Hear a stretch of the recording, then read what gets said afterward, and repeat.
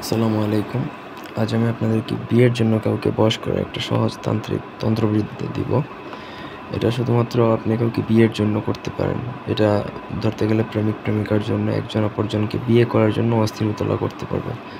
কোনো কারণে যদি আপনার প্রেমিক-প্রেমিকা আপনাকে বিয়ে করতে নারাজ হয় বা বিয়ে করতে চাচ্ছে না, টালবাহানা করতেছে, এমত অবস্থায় আপনি চাইলে তার উপর এই তান্ত্রিক টোটকাটা প্রয়োগ করে দিতে পারবেন। যদি প্রপার ওয়েতে আপনি প্রয়োগ করে দিতে পারেন তাহলে কিন্তু কিচ্ছা খতম, আর কিছুই দরকার নেই।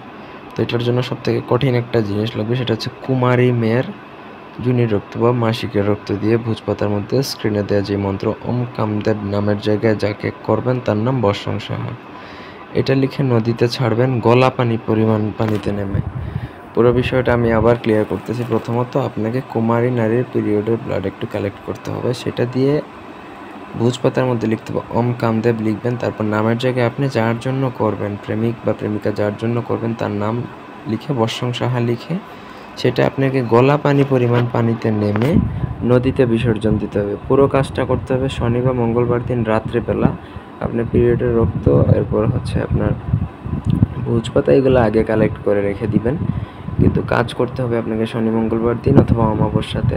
এই কাজগুলো করতে অনেক সাহসের প্রয়োজন, কারণ আপনি গলা পরিমাণ পানিতে নামতে হলে আপনাকে ভালোই সাহসী হতে হবে।